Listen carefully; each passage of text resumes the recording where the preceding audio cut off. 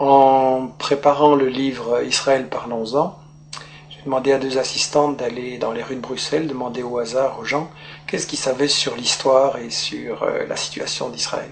Les réponses étaient catastrophiques. Il y a en fait une ignorance du public, et je pense que cette ignorance n'est pas due au hasard. Ça fait 60 ans que les médias européens, qui se disent les meilleurs du monde, informent le public, et on constate qu'en fait le public ne sait pas l'essentiel.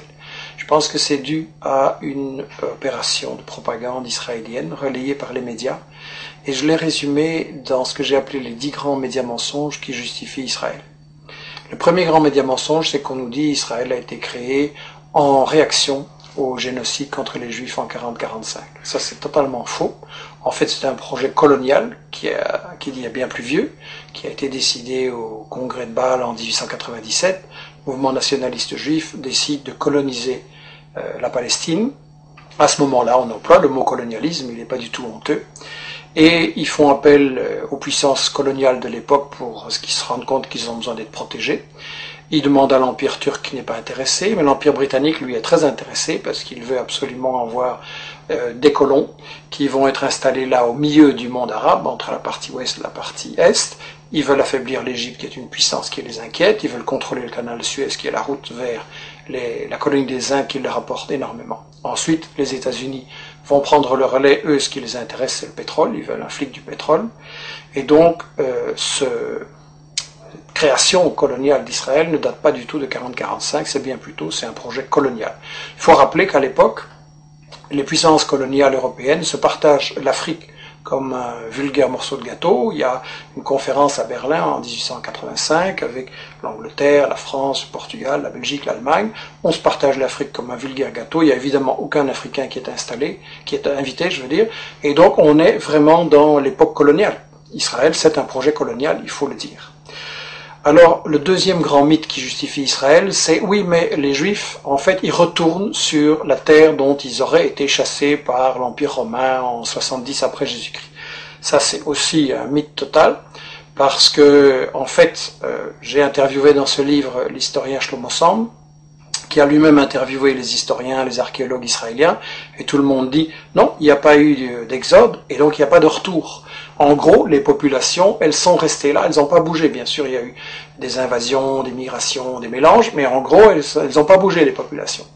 C'est qu'il y a 2 conséquences cocasses. La première, c'est que, au fond, les descendants des Juifs de l'époque de Jésus-Christ, c'est les Palestiniens qui vivent là aujourd'hui, maintenant. Et la deuxième conséquence, c'est que, alors, s'il y a jamais des gens qui sont partis, quels sont ces gens qui nous disent qu'ils reviennent? En fait, ce sont des convertis, des Européens de l'Est, de l'Ouest, des Maghrébins, qui se sont, à différents moments, pour différentes raisons, convertis à la religion juive. Et en fait, comme dit Shlomo Sand, le peuple juif, ça n'existe tout simplement pas. Il n'y a pas d'histoire commune, il n'y a pas de langue commune, il n'y a pas de culture commune, il y a juste une religion. Mais une religion, c'est pas un peuple. On ne parle pas de peuple chrétien, de peuple musulman, et donc pas de peuple juif non plus.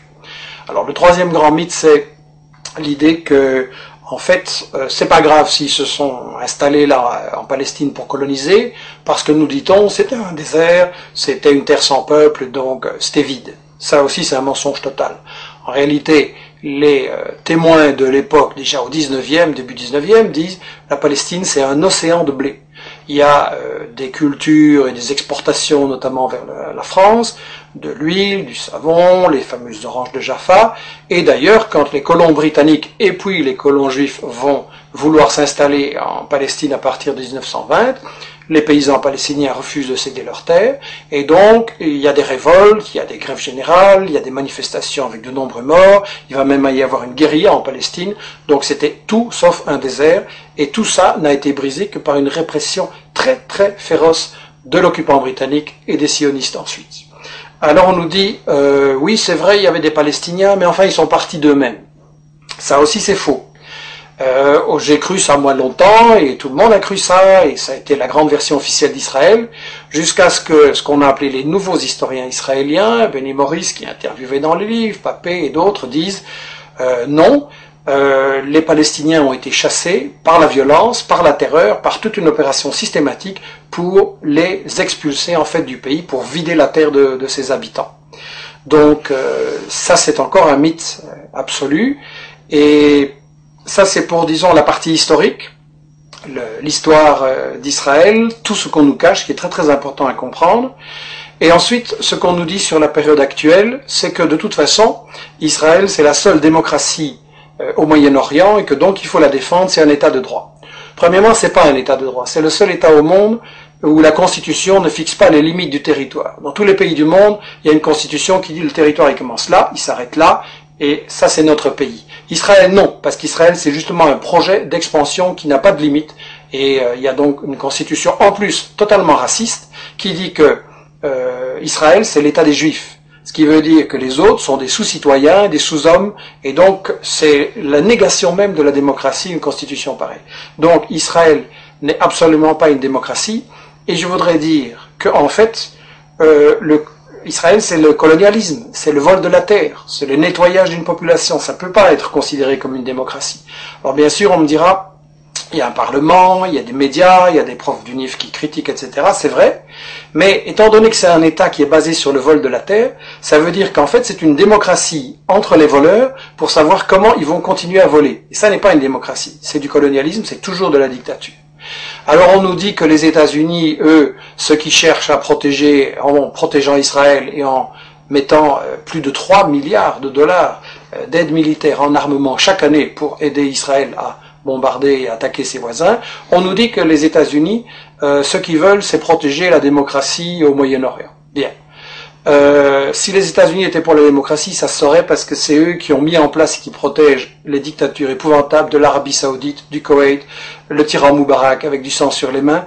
Donc en fait, ils ont installé tout ça. Et eux, ce qui intéresse les États-Unis dans Israël, c'est pas du tout la démocratie, c'est en fait le flic du pétrole.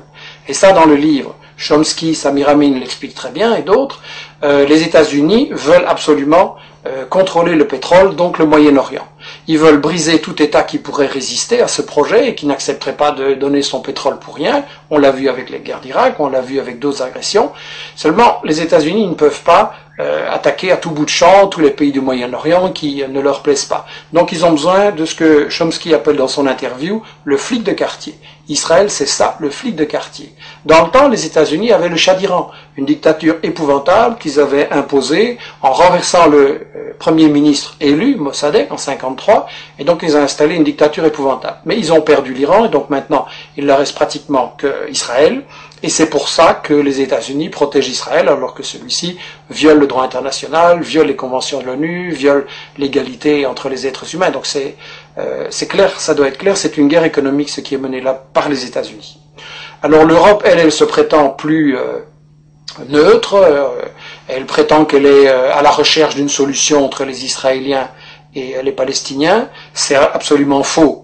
Solana, qui était le ministre des Affaires étrangères de l'Europe, a déclaré il n'y a pas longtemps à Israël, vous êtes en fait le 28e État membre de l'Union européenne. C'est l'industrie européenne de l'armement qui finance et collabore avec l'industrie israélienne de bombardement, de l'armement, pardon. On a des gens comme Lagardère en France et Dassault qui sont tout proches de Sarkozy et qui collaborent avec l'industrie de l'armement israélienne.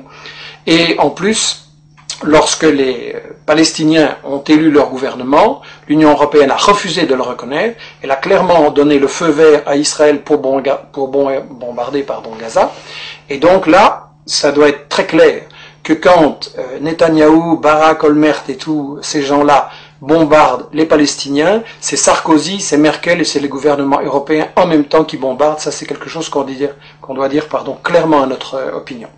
Alors, quand vous dites ce genre de choses, quand vous racontez la véritable histoire de la Palestine et d'Israël, quand vous montrez les intérêts scandaleux des États-Unis et de l'Europe, alors tout de suite, évidemment, on essaye de vous fermer la bouche en disant que vous êtes un antisémite. Enfin bon, disons un raciste anti-juif. Il y a une chose qui doit être très claire. Quand on critique le gouvernement d'Israël, on n'est pas raciste anti-juif, au contraire, on critique un gouvernement qui nie l'égalité entre les êtres humains, entre les juifs et les musulmans. Et donc on veut au contraire que soit possible un avenir, une paix, une entente entre les juifs, les musulmans, les chrétiens et les laïcs au Moyen-Orient, et c'est pour ça qu'il faut arrêter le gouvernement d'Israël dans ses crimes, parce qu'il ne fait que semer la haine, et c'est sa stratégie, semer la tension, semer la haine. Alors là, ils répondent, et les médias relayent souvent l'idée, oui, mais les Palestiniens sont violents, c'est du terrorisme, etc. Je voudrais dire une chose. La vraie violence, c'est le colonialisme, c'est l'armée d'occupation israélienne qui a volé leurs terres, leurs maisons aux Palestiniens depuis 60 ans. C'est l'armée israélienne qui empêche les Palestiniens d'avoir une vie normale. Vous avez des checkpoints pour aller de votre maison à votre bureau, vous avez des checkpoints, vous devez parfois attendre 1 heure ou une journée. Il y a des femmes enceintes qui sont mortes parce qu'elles étaient bloquées par l'arbitraire des soldats israéliens au checkpoint. Donc, la violence, en fait, c'est l'occupation. Et je voudrais dire une chose, l'ONU, dans ses textes fondamentaux, reconnaît le droit de tout peuple colonisé, de tout peuple occupé, de résister par tous les moyens qu'il juge bons. Donc la résistance est légitime et la violence, c'est l'occupation et c'est tout.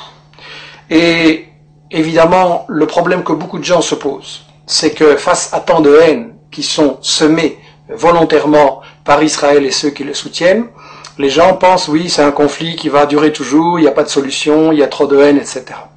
Il faut savoir que la solution, elle existe. Parce qu'en fait, les grandes organisations palestiniennes, dès le milieu des années 60, ont proposé une solution très démocratique et très simple, à savoir un seul État, sans discrimination, où il y aurait une égalité de droits entre les juifs, les musulmans, les chrétiens et les laïcs. C'est la définition même de la démocratie. Un homme, une femme, une voix.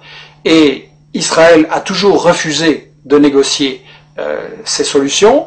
Qu'est-ce qu'il a fait? Il a emprisonné ou assassiné non seulement récemment les dirigeants du Hamas, mais aussi les dirigeants du Fatah ou du FPLP ou du FDPLP. Donc en fait, Israël refuse de négocier, Israël refuse une solution qui est évidente, et il faut donc se demander pourquoi. Et la seule raison, je l'ai dit, c'est que Israël sert aux États-Unis de flic du pétrole, et donc c'est une guerre économique, c'est une guerre pour le pétrole, c'est une guerre pour les multinationales, et la seule chose qui peut arrêter ça, c'est la pression de tout le monde, des citoyens en Europe, en Amérique latine, en Afrique et au Moyen-Orient et partout, la pression sur les dirigeants politiques qui sont complices d'Israël, la pression sur les médias qui, il faut le dire, ne disent pas la vérité, et ça veut dire, par Internet, avec des initiatives comme celle que nous lançons, la lettre d'information sur la Palestine, etc., que chacun fasse l'information, rétablisse la vérité, démasque les médias mensonges et les mythes justificateurs d'Israël, et en appliquant cette idée, nous sommes tous des journalistes,